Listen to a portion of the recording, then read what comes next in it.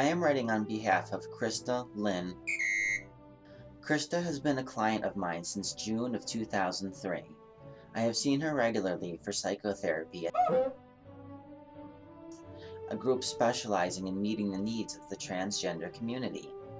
As a licensed social worker familiar with gender identity disorder and the HBIGDA standards of care, I feel that Crista is a good candidate for genital reassignment surgery. Crista was born a biological male and reports feelings of transsexual identity going back to her earliest childhood memories. Other than issues of gender identity disorder, there is no other evidence of psychopathology being demonstrated. Upon attending sessions, she has followed all of the requirements indicated in the HBIGDA standards of care. She made a full-time transition to living as a woman in September 2003. Since that time, she enjoys the continued support of her family, received a promotion in her primary area of employment, and maintains other social and spiritual support. In addition, she has attended a transgender support group. Crista has adjusted very well throughout her transition, and I am confident that she will continue to successfully adjust to her life as a female after surgery.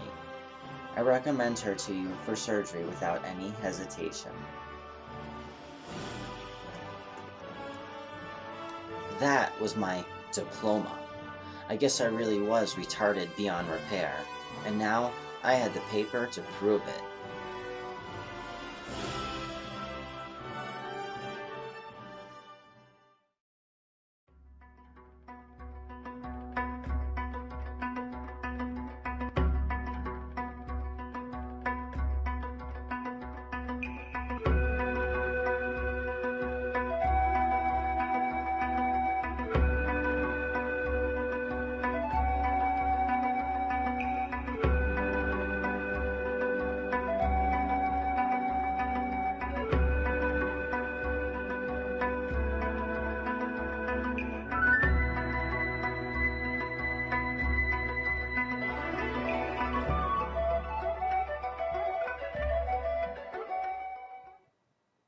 For 22 hours, I was on that damn plane, only stopping once for a quick changeover in Japan.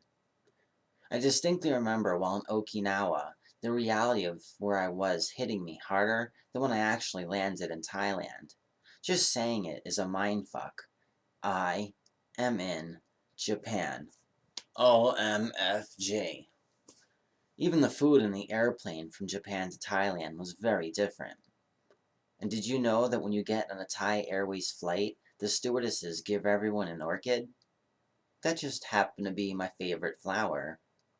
Or at least it was once I learned what it represented.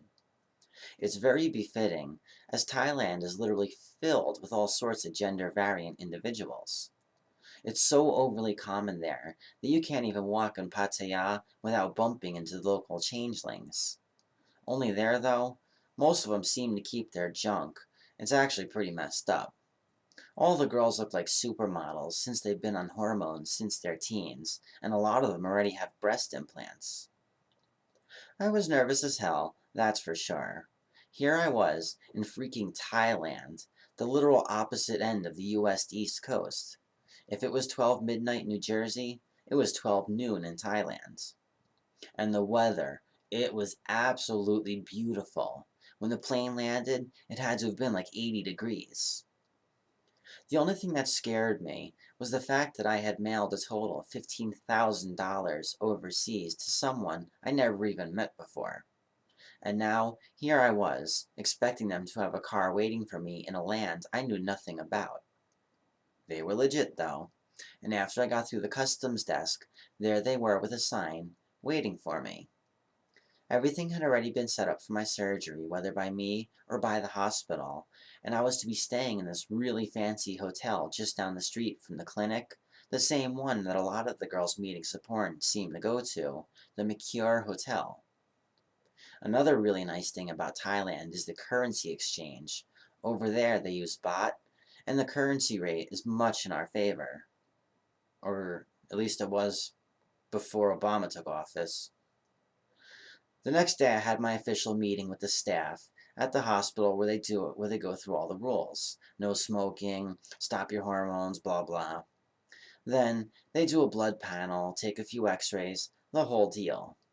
Then you meet with Suporn's psychiatrist, where she does yet another evaluation on you, at which point you hand over your retarded beyond repair letter, and that was pretty much it for the day.